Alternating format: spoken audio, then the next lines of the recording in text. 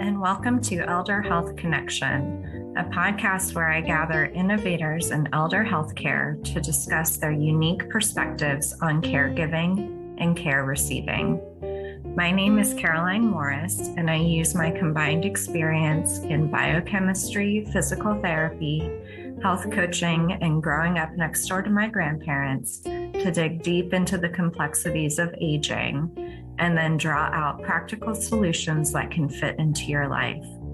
I record this show from my home in Alexandria, Virginia, sometimes with the input from my dogs, Benny and Barry.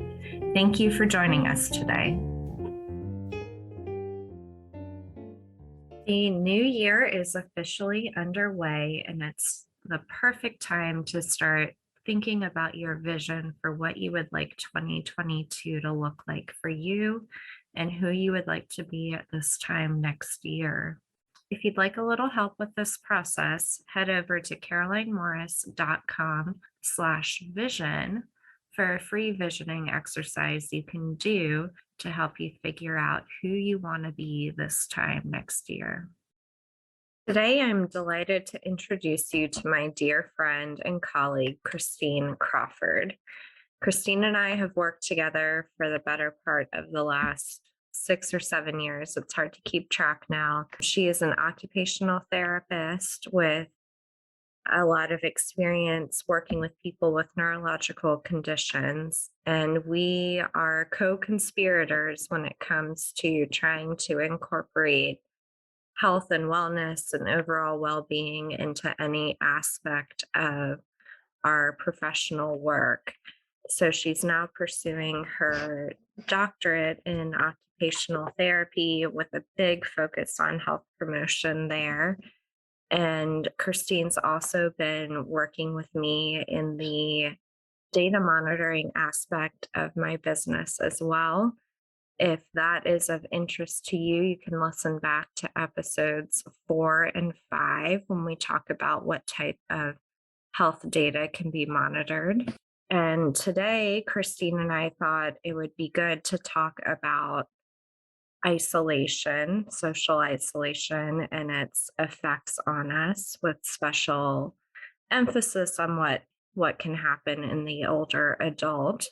We thought this was relevant given the global climate right now, both the literal climate being winter time and also all of the different types of quarantine and restrictions that are going on.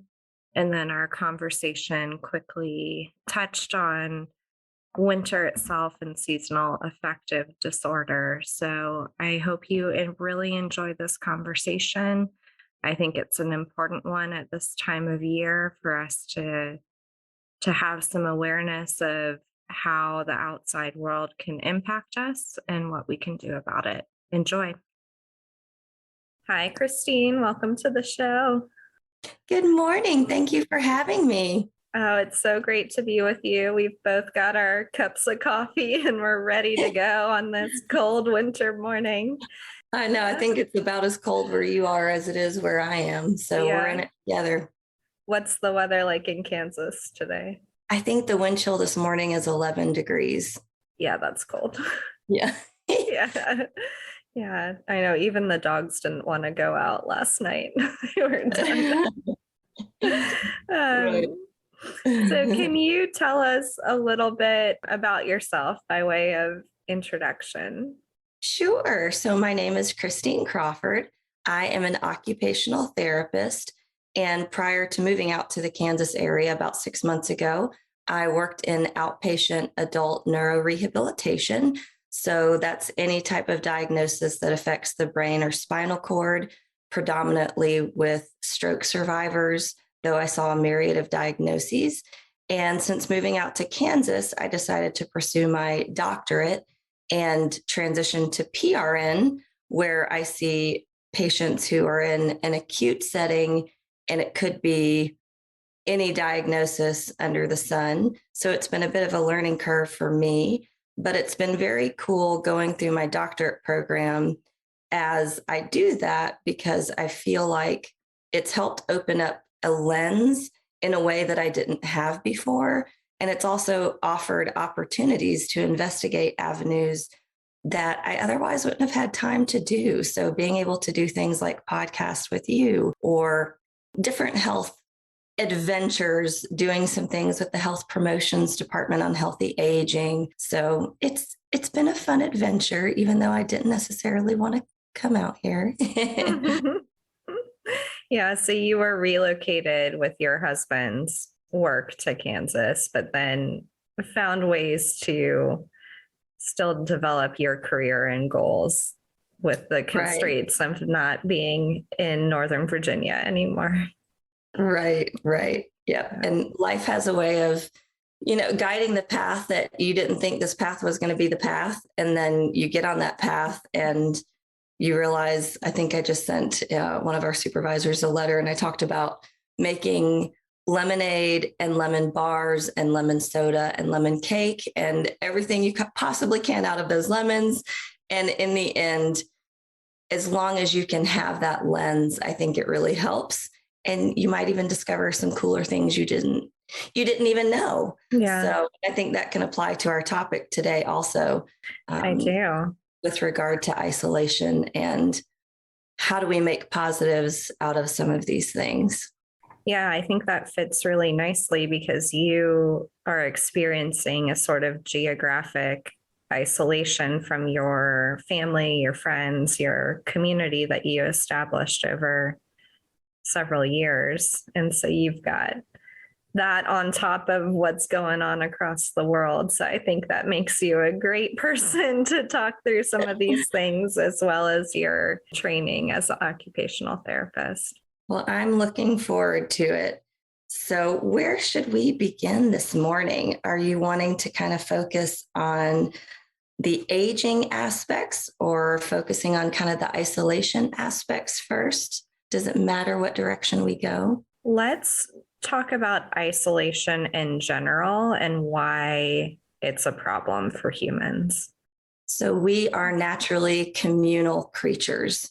And for whatever direction people want to take that for themselves, whether that's a destiny, a plan, a divine intervention, for whatever reason, we are communal. We need each other. I think it is fascinating to look at some of the psychological literature on how imperative love and connection are to our development. So even, starting as an infant, you need physical touch, you need love and interaction, or else your brain does not develop correctly. So it's critical. It's not just nice to have, it's imperative for development. And that follows us throughout life.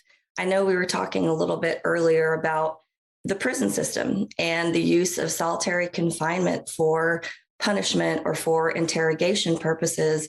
And there's a reason why they choose isolation for some of those things. And it's because they know it can break down a person psychologically. And that's when, you've been thrown into a situation, whether it should have been or should not have been, you're put in that position in a prison system. But now with the pandemic, we find that we're all having to experience that, and we didn't ask for it, and we don't feel we deserve it because we didn't do anything to get in trouble, type of mentality. And so you just find yourself in this unfair world, and we are isolated. Our friends and family are isolated. And to add on top of that, we've seen a lot of death around us. And so, in terms of isolation and having to manage psychological trauma, it's compounded, Mm-hmm. Yeah. And I think having a whole population go through it at the same time, and in some ways is good, and that are relatively good, and that there's a shared experience, and one person isn't necessarily singled out. But then on the flip side, there's not a whole lot of emotional reserve for each of us to help the other people or feel comfortable asking for help too, when we know everyone else is going through something hard. Absolutely. And I think that in some ways it's built into our culture that, we're expected to be tough and to be able to handle it. And I think with some of the younger generations, hopefully we're starting to see that change a little bit. But for some of our folks that might be on the older end, it was especially ingrained in those cultures that you're tough, you deal with it, you don't ask for help. And we need help from people. So I think it's really important. I agree with you. I think all of us going through this together is definitely better than going through it alone, but realizing that maybe some of our populations are more at risk for the impact psychologically than others of us is important to think about and consider. So what are the populations that you are most concerned about right now? Definitely our older populations, because they are more limited in access. They may not be as technologically savvy. So being able to get on things like Zoom or reading articles on the computer to help them stay connected. Although I have met many who are probably better at technology than me, but as a whole, that group just didn't grow up with technology. So they may not know the access to resources or being able to interact with people. And mobility may be a factor, safety of being able to get out, especially in the winter. So we definitely see an increase in mental health issues with our folks on the older end of the spectrum. Not to say that there are younger folks not experiencing those issues as well, but I think for right now, that's one of our target populations that we need to make sure we keep an eye on. Yeah, I remember even before all of this happened, having a fall off in my patients in physical therapy in the winter months, because some of them just didn't want to risk walking or driving outside to those appointments when it was bad weather conditions. And they would just kind of hibernate themselves for the winter, even before contagions were around. Right. It's like they have a double whammy, because even before winter, they were fearful to come out because of the prevalence of the COVID-19. And you would typically get a reprieve after the winter and you could come out in the spring and see people. But for 2 years now, they've had to be more cautious and stay more isolated. Mm-hmm. So what do you see? We've kind of established why they're at risk. Is it something we just have to accept and live with, or are there things that we can do for ourselves or for each other to help minimize some of these negative effects of isolation? There are absolutely things that we can do. I think mental health in general, as we age, we don't have to experience some of the challenges that we do. And especially during a pandemic, there are strategies that we can take, whether it's reaching out to loved ones, getting onto some online groups. Many of the articles I read talked about a holistic approach and how important it is to have multiple avenues. Physical exercise is extremely important. Exercise is helpful not only because it helps maintain your body strength, but it gives you a psychological boost. It kind of boosts those endorphins and hormones in your body that help you manage mood and health and things like that. So I think a holistic approach of exercise, getting good sleep, making sure you have at least one social outlet. Those are the main trifecta. Is there anything you could think of that we should add to that? I know you had mentioned to me in the past just having a routine established for the day. I know, as an occupational therapist, daily activities and daily occupations are our wheelhouse. And I think a lot of those things we take for granted until we can no longer do them. And suddenly they become very important, but they're also a part of our built-in identity. I get up in the morning, I brush my teeth, I make my bed, I get my coffee, I tidy something in the house. I have either a work-related thing, a volunteer thing, or a hobby thing.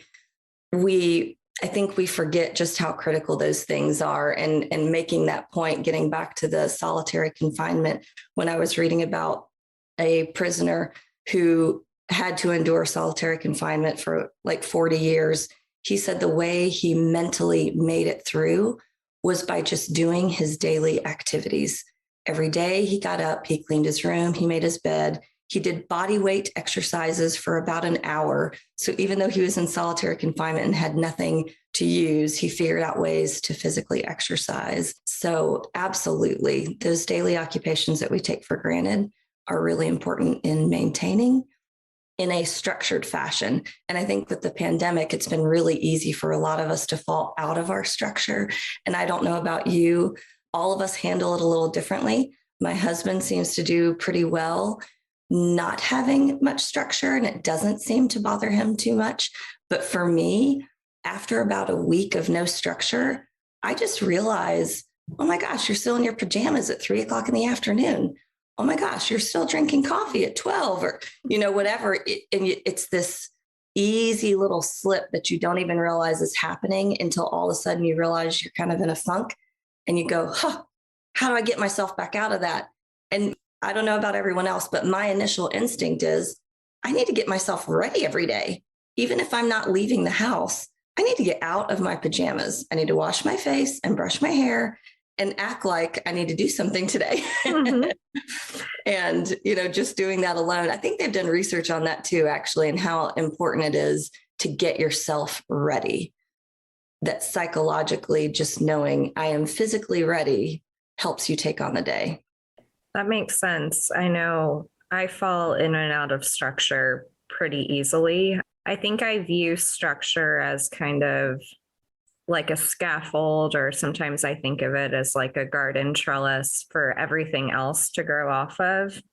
I don't like it just for the sake of being regimented. So I do resonate with the slippery slope where when I don't have external accountability or external time constraints, things can really fall off one by one very quickly. But I do find that once I choose something to add back in structure-wise, then it's like a slippery upward slope too, of things start to get a lot better. And like you said, for you, it's getting ready, like getting yourself dressed is how you restart. And I think there are a lot of avenues we can choose for how to restart our structure and still get the benefits. Mm-hmm. And I think getting back to some of the populations that might be more at risk, when you don't have a reason to get up every day, typically I would be working full time. I would have, whether I wanted to get up or not. And what's funny is there are days when I didn't want to have to get up, but now that I know the opposite side of things, I think I'll have a better appreciation for not wanting to get up. But, once you retire, you don't necessarily have to get up to go to work. You don't have to get up to go anywhere if you don't want to. And I think one of the important things that we should try to do, maybe not every day, but maybe at least 2 to 3 days a week, you put something on the calendar that makes you have to get up and have to get ready, and ideally leave the house, honestly. Even if you're concerned during the pandemic about going somewhere, try to walk outside or find a place, by a window in your house where you can sit and read, and you just try to pick whatever that activity is that you make yourself get up. And having an accountability partner is also really important. So if there is at least one person who says, I'm going to call you every Monday, Wednesday, Friday at 8:30 a.m., you need to be up because you need to be ready to talk to that person or to go to the grocery store, whatever it is that you decide. Yeah, I think that's a great way to do it. I had a little experience myself with too much unstructured time when I had graduated PT school in August, and the way the licensure exams work for physical therapy is they're only offered 3 or 4 times a year. So I had to wait until mid to late October to take my board exams. So I had this 2.5 month, 3-month gap by the time I started working. And I did coach field hockey. So I had my afternoon activity, but I had to learn how to manage those early mornings because at a certain point I just couldn't study anymore. When you just don't need to read the material anymore.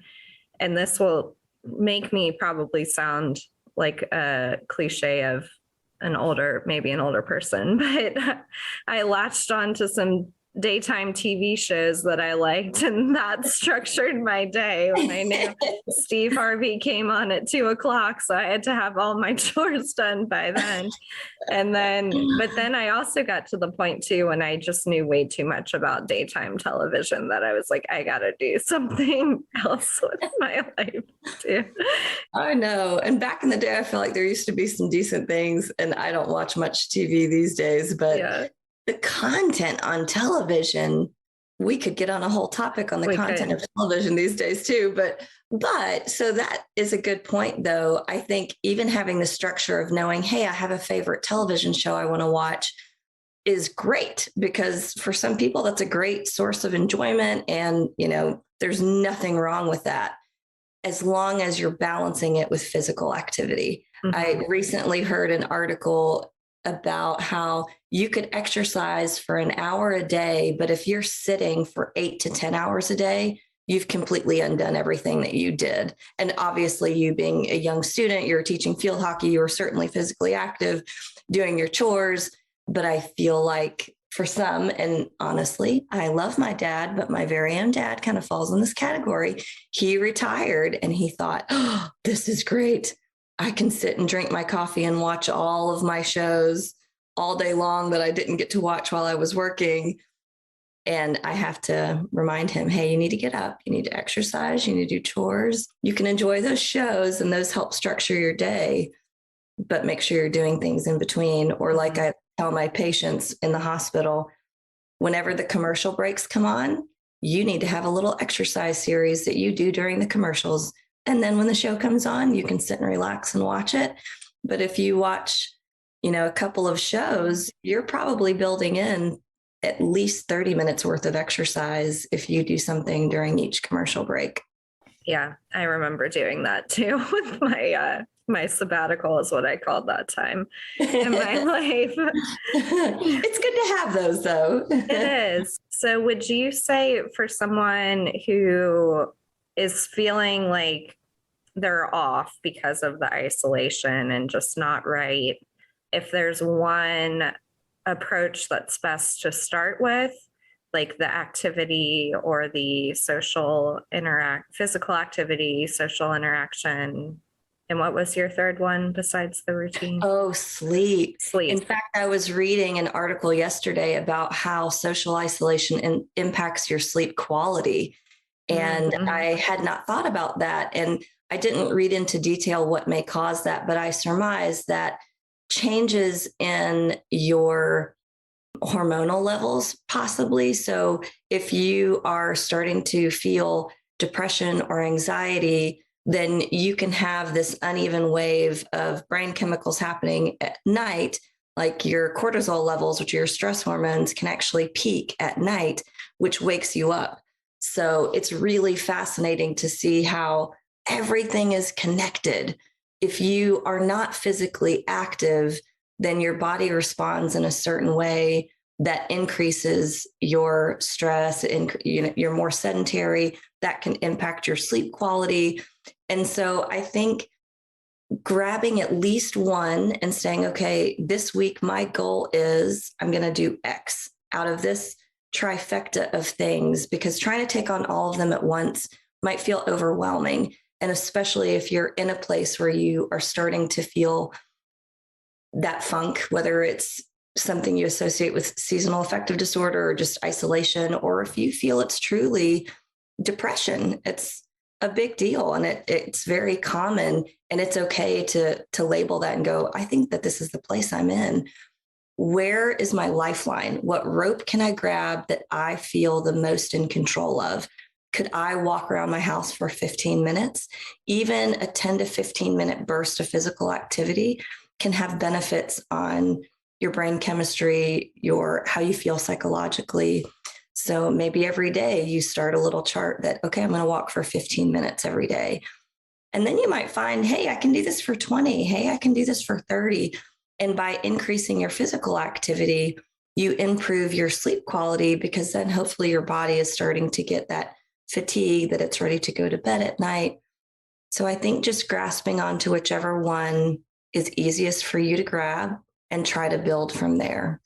Yeah, I think that's a great suggestion, because especially when we may have fallen down that slippery slope of losing structure, everything can seem so overwhelming. And so to just choose what we want to do Right. and two is relatively easy to implement can be a great place to start.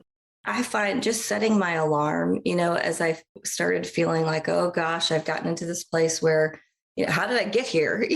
How am I still in my pajamas at 3:00 in the afternoon? That I told myself, okay, tomorrow I'm setting my alarm for 8. I'm getting up at 8, even if I don't have anything formally on my agenda. And I'm washing my face, brushing my teeth, getting my coffee, and getting into clothes. And it's amazing what a difference just those things. Once you're up and going, you're like, oh, I'm up and going. All right. And that can really help kind of, catapult you into probably achieving more that day than you even thought you were going to. Mm-hmm. Definitely. I do want to backtrack just a second, Christine, and note that I'll put a screen for a depression screen in the show notes. So if people are wondering if what they're feeling is correlated with the formal condition of depression, we'll put that in there. But do you mind touching on what seasonal affective disorder is? Sure. Everyone is evidently different in this. From what I understand, those who are affected by it, not having exposure to sunlight or not getting enough vitamin D is what can often trigger that. And like I said before, for whatever reason, some people can handle more than others.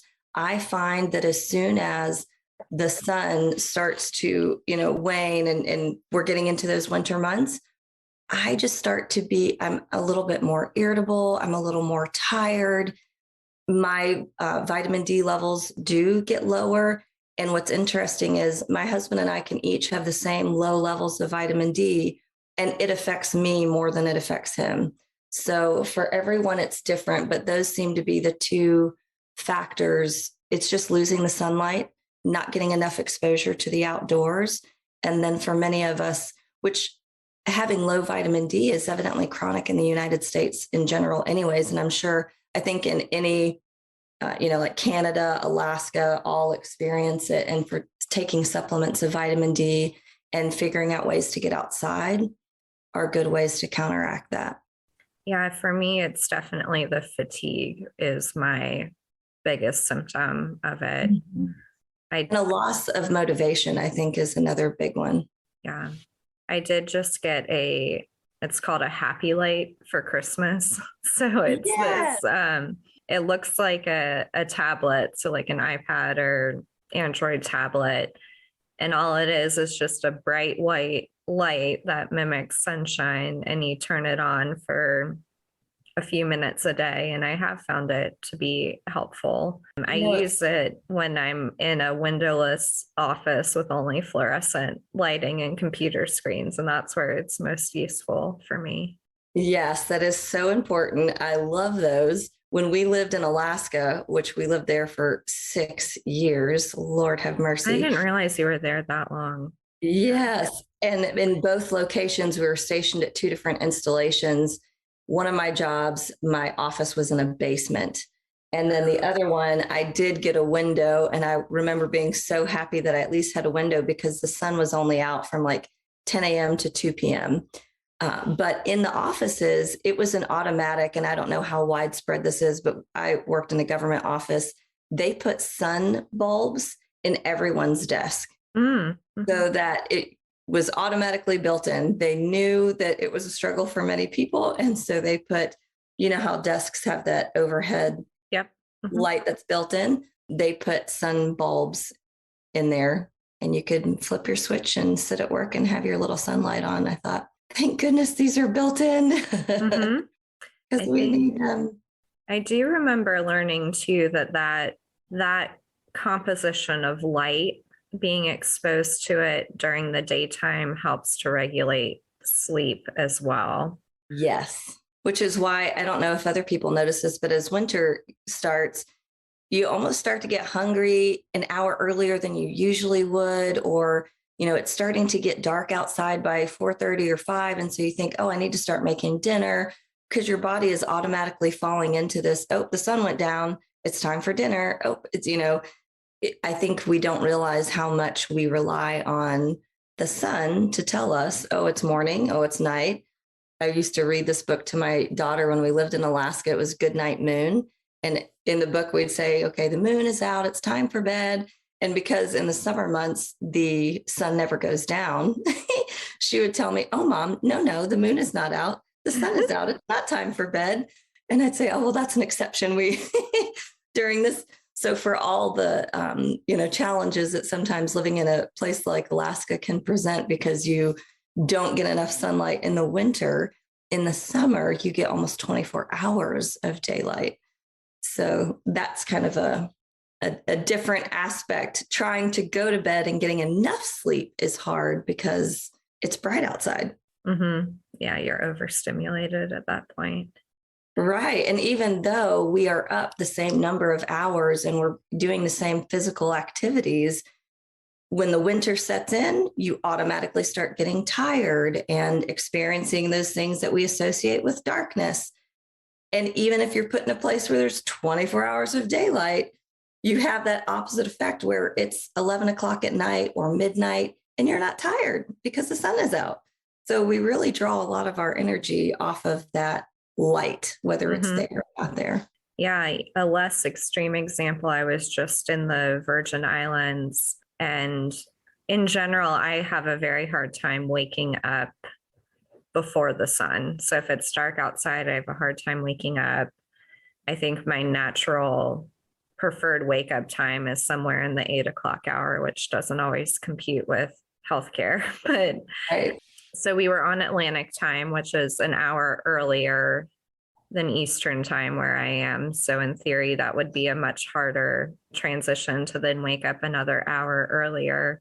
But since there was bright light, probably by 7 o'clock every morning, I was waking up very easily and naturally in the 7 o'clock hour, even though it was 6 o'clock Eastern time, which would be a nightmare for me normally. And then coming back home, it kind of all went away with it being so dark and gray here. But I feel the more I pay attention, the more I realize how connected my body is to light dark cycles and the seasons. And I think most of us naturally are built that way. Maybe some people acclimate better than others. Again, using my husband as an example, he seems to be a bit of an exception to all that. But that's part of just the natural course of evolution. And, all of us are kind of wired to get up with the sun and to go to bed when the sun goes to bed itself. They used to make, and I don't know if they still do, but I actually had one of these when we lived in Alaska. It's an alarm clock that will gradually brighten as it's time for you to get up. Mm-hmm. I always really liked that and found it helpful. But my husband hated it. So eventually I had to get rid of it because he didn't like the light. I have one of those. Yeah. But I wonder if that's a good strategy for individuals in winter who, whether it's just from the isolation or whether it's from, seasonal affective stuff, maybe that could be a good strategy to try one of those alarms that does that. Even your cell phone, I think you can set it up to make your cell phone have that feature as an alarm.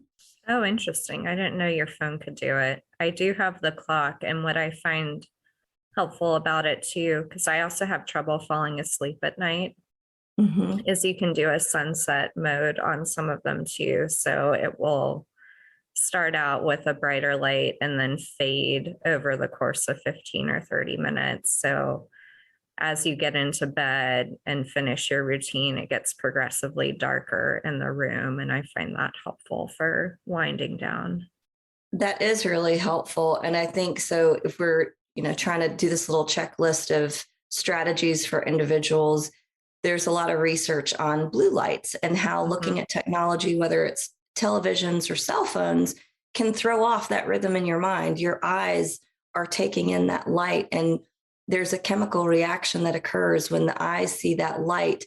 It tells your body, we need the hormones of it's awake time. And so then trying to fall asleep is really hard because your brain is like, nope, there's light. It's time to be awake. So I think having something like that where it slowly, gradually goes down could be really helpful. And maybe something I'm trying for myself, and it seems to be working, is instead of reading things on my phone at night, I've been forcing myself to read a book. And that really, for whatever reason, I can shut my brain down and I can fall asleep much faster after reading a book than I can reading something on my phone. And quite honestly, it's healthier anyways, because your phone can be a vicious loophole of, ooh, and this news story and that news story and then this thing. And that could be another podcast for another day of Yes, it could. the psychological impacts that they have psychologists working for them to keep you on that phone. So yeah, get an alarm that the sun or the light gradually decreases and you're reading a book while that light is decreasing to where you fall asleep more soundly. And when you get good quality sleep, you can wake up the next day with a better capability of managing whatever is going to happen that day. Whenever we're sleep deprived, we just cannot handle physical or emotional struggles near as well as when we get quality sleep. Yes, I live that lesson over and over where I feel like a completely different person when I'm sleep deprived. And it doesn't take much for me, unfortunately. And I don't think you're alone. I think a lot of us are that way. It's a constant bandwagon that you have to jump back on. It's so easy to slip off. And I think a lot of us are guilty of that. I do the same thing. And I'll go, oh, I feel so great today. Why do I, let myself get in this place where I'm not like this? And then sure enough, a week goes by. I'm like, oh, I did it again. Yeah. So, and I think what's interesting too is we're not always sleep deprived because we're busy. In some ways, I'll get more sleep deprived or a worse sleep schedule when I'm not busy because right. I just end up staying up hours on end, either on the computer, watching TV, and then get thrown off on the sleep schedule. And so I think tying back to our initial discussion of isolation and lack of structure, we can't assume that because people aren't doing anything that they are actually sleeping well. Absolutely. Right. I know it is interesting. I think we need to be doing things. And when you're not, maybe, and this is just me guessing, but maybe there's this underlying psychological need to be filling my time. It may not be quality time. I may not be doing the right things that are helpful for me, but my brain is like, oh, especially on a day when I haven't been doing anything, suddenly I feel as though I need to, I need to do something, whether it's on the computer or watch this show or whatever. But you're absolutely right. If it's not what you need to be doing or quality time spent, it impacts your sleep. And then it throws off everything. Yeah. So I think we've covered a lot of good topics, and there are a few avenues, just from what we've talked about, where someone could get started of just adding physical activity into the day to both have something higher quality to do and then getting more tired at night. Or it could start with some sort of light, whether it's attached to the alarm clock or not, to help us reset our rhythms. And I'll put some links in the show notes for options of lights. It could be reaching out to a friend. And hopefully, as you're listening to Christine talk about all of this, you're coming up with your own ideas of what feels good for you to get started getting dressed in the day, making the bed, anything to signal some sort of a routine, normalcy, getting your body onto a good cycle. Christine, is there anything else you would like to add in summary or to help someone get going with minimizing feelings of isolation and just the winter blues in general? Yeah. I think the hardest part is just picking that one thing. And when you're in the middle of feeling that despair and you feel so overwhelmed, it's so easy to just stay in bed or to just stay the course. The hardest part is making that one reach out to whatever it is. And so I think once you get past that hump, you find that the other things start to get a little bit easier too. And if individuals have questions, I mean, maybe they can message you or something and say, okay, I feel like I can do X, Y, and Z, but I'm having a hard time. Where should I reach out? And maybe it's talking to people. Sometimes we don't know ourselves as well as we think we do. And calling either a friend or a family member and saying, based on my personality and how you know me, what do you think is the easiest strategy for me? If it's hard for you to pick that one thing, but just pick one and get started. Yeah, a mutual friend of ours will always say that one good decision leads to another. And that's something I kind of hold in my head when I choose something so small, even if it's just drinking a glass of water when I wake up, that one good decision will lead to another one. Right. And maybe thinking about the times where you faced something challenging in the past and you were able to get past it, use that as your motivation. Like, okay, I'm in this now, but what are times that I was successful in the past? I have that strength. I have that capability.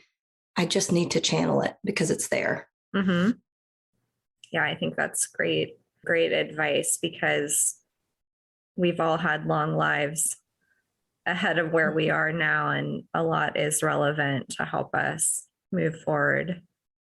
Right. Absolutely. We are stronger than we give ourselves credit for. Yes. Look at how well we've survived this, this pandemic for now 2 years. If that was a test to our resilience. Yeah. Do you remember when we thought it was going to be like 2 weeks and I was freaking out that it was going to be a month?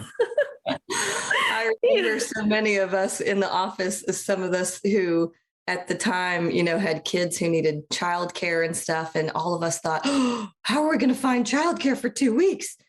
Little did we know. Yes. It's probably good we didn't know the whole picture at the time. Honestly, I know. I think looking back, we probably would have looked at it and go, oh, there's no way we're going to survive that. And now look at all of us. There have certainly been some bumps and challenges in so many ways, but at the end of the day, we're still going. Yeah. We're making it. So, yeah. Well, thank you. Thank you, Christine. Is there any contact information you would like to share if people would like to reach out to you? Oh, sure. We can do email is probably preferred, especially because we might be in different time zones. So it could be at the Christine@morrisclinic.com, or it could be, I still have a Yahoo address. I know people may laugh at me, but my name is Christine Crawford, and it's CHRISTINECRAWFORD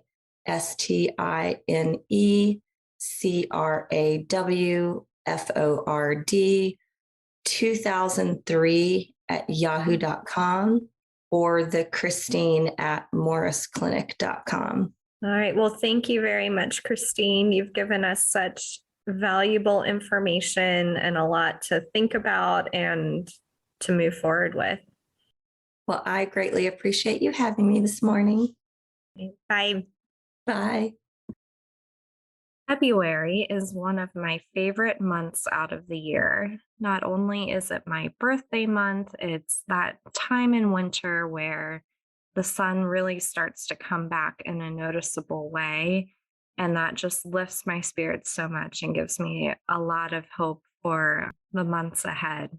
And here in the United States, it's also Heart Month, which is a topic near and dear to my heart. So on this podcast, we will be featuring heart health related topics for the entire month of February. It's also a great time to think about your own heart health, and really a foundational measure of heart health is blood pressure. So for that reason, I am sharing my signature course, How to Lower Your Blood Pressure Naturally, at a deeply discounted price for the month of February. So to get access to this course, you can go to carolinemorris.com. It'll be on the homepage. You can also click the link in the show notes. And I put so much love and effort into this course to bring you the best evidence around what can lower your blood pressure naturally, what the research says you can expect. So, how much will each change lower your blood pressure? And I also put a lot of time and attention into guiding you through how to choose which strategies will be best for you, figure out things that you'll actually do and stick with. And then you get a live call with me as a bonus of this course as well. So head on over to carolinemorris.com. Like I said, it's on sale for the entire month of February, and the price will go up come March. This podcast is provided for informational purposes only and does not create a provider-patient relationship between us. If you have questions about your health, please speak to a qualified health professional. If you would like to learn more about working with me as your qualified health professional, please visit carolinemorris.com. Did you know that gratitude is good for your health? If you found value in this episode, please share it with a friend and leave a rating or review. To keep the connection going, subscribe to Elder Health Connection on your favorite podcast player to get immediate access to upcoming episodes. Thank you for listening. With love and gratitude, Caroline.